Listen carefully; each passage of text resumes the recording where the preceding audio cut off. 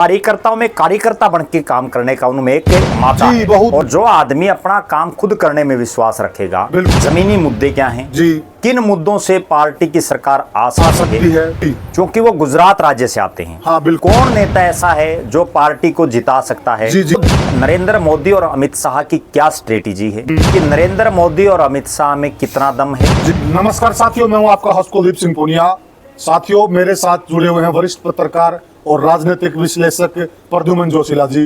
प्रद्युमन जी, आपका स्वागत है। जी, बहुत बहुत धन्यवाद। सभी दर्शकों को नमस्कार, राम राम। साथियों, आज हम एक ऐसा विषय लेके आए हैं, एक ऐसे आदमी की चर्चा करने जा रहे हैं जिसने एक पार्टी की पूरी काया पलट कर दी है। वह आदमी इस प्रकार के फैसले ले रहा है, इस प्रकार से लोगों से घुल मिल रहा है।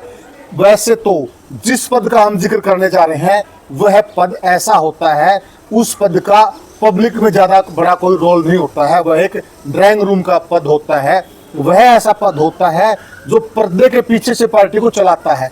लेकिन इस आदमी ने इस बात के नए आयाम रच दिए हैं। जो पद एक पर्दे के पीछे का पद माना जाता था, इस बंदे ने फ्रंट पे आकर इस प्रकार के निर्णय लिए हैं, इस प्रकार की कार्य प्रणाली अपनाई है जिससे एक डूबी हुई पार्टी, एक गर्त में गई हुई पार्टी में जान आ गई है। हम बात कर रहे हैं प्रदेश प्रभारी दीपक बावरिया की। उन्होंने कांग्रेस के अंदर ऐसी जान फूंक दी है जिस पार्टी को हरियाणा के अंदर ये माना जा रहा था कि ये लोकसभा की अगर एक सीट निकाल दे तो बहुत बड़ी बात होगी, और वह पार्टी लोकसभा में 5 सीटें जीत गई। 5 सीटें।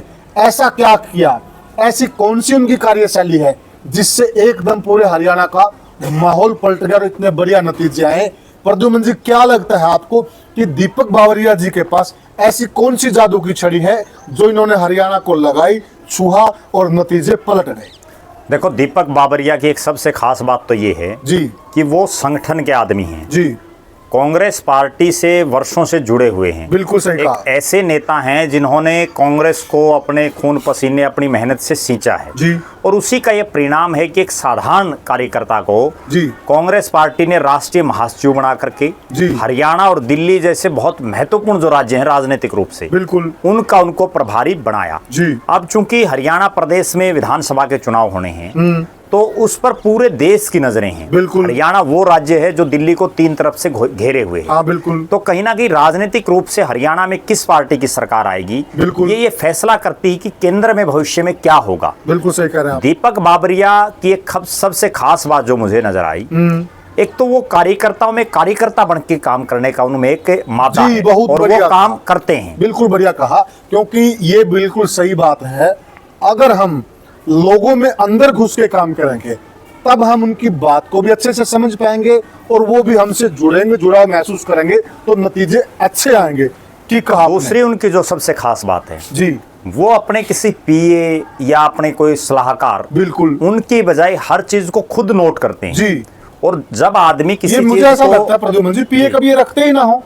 मैंने तो कभी देखा नहीं, आपकी कई बार मुलाकातें हुई जी। बिल्कुल, बहुत बार हमारी मुलाकातें हुई हैं। बिल्कुल। और अब जो मेन चीज है जी, वो खुद चीजों को नोट करते हैं। और जब वो खुद चीजों को कोई भी आदमी नोट करता है तो कहीं ना कहीं उनको इम्प्लीमेंट करने में आसानी होती है। बिल्कुल। वरना तो जो प्रभारी टाइप के नेता होते हैं, इससे पहले हमने बहुत प्रभारी देखे हैं, ना केवल कांग्रेस के बल्कि बीजेपी के भी बहुत प्रभारी देखे हैं जी। वो केवल अपने पीए और अपना जो उनका स्टाफ है उसी पर निर्भर रहते हैं। उनको जमीनी हकीकत का कुछ पता ही नहीं होता। बिल्कुल सही। जबकि दीपक बावरिया को जितना मैं समझ पाया हूँ, जितनी बार उनसे मुलाकातें हुई हैं या जितना उनको मैं जान सका हूँ, उसके मुताबिक वो अपना काम खुद करने में विश्वास रखते हैं। और जो आदमी अपना काम खुद करने में विश्वास रखेगा, किसी दूसरे के भरोसे नहीं रहेगा, तो निश्चित रूप से उसके परिणाम बेहतर आएंगे। और वही थोड़ा मैं बीच में टोकना चाहूंगा कि क्यों ऐसा। देखिए, अगर कोई बंदा खुद अपने हाथ से नोट करेगा, वह चीज उसको याद रहेगी, उसको मालूम रहेगा कि मैंने प्रद्युमन जी से ये बोला था या प्रद्युमन जी ने मुझे ये चीज नोट करवाई थी, यह मुद्दा इस प्रकार से है, यह काम इस प्रकार से। वो चीजें उसको याद रहेंगी, और जिसको याद रहेंगी तो वो रिजल्ट अच्छे आएंगे, वो उसको सही ढंग से कर भी पाएगा। जी प्रद्युमन जी। दूसरी जो बात है जी, वो ये है कि दीपक बावरिया मुद्दों को और नेताओं को बिल्कुल सही समझने का प्रयास करते हैं। बिल्कुल सही कहा। और वो उसको काफी हद तक समझते हैं। जी। जमीनी मुद्दे क्या हैं, जी।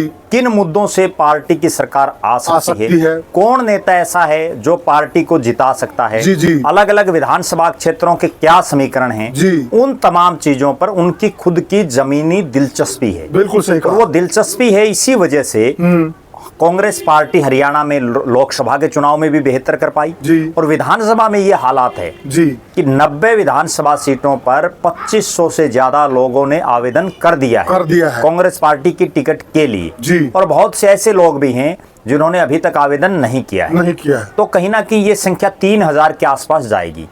3000 का मतलब ये है मोटा मोटी कि लगभग 35 प्रत्याशी दावेदार, संभावित दावेदार आपके प्रत्येक विधानसभा क्षेत्र पर हैं। बिल्कुल। तो इसका मतलब ये है कि कांग्रेस पार्टी बहुत मजबूती से हरियाणा प्रदेश में सरवाइव कर रही है जी। वापसी कर रही है जी। और उसमें सबसे बड़ी ताकत अगर कोई है और सबसे बड़ी अगर मजबूती कोई है जी। तो वो दीपक बाबरिया हैं। जी।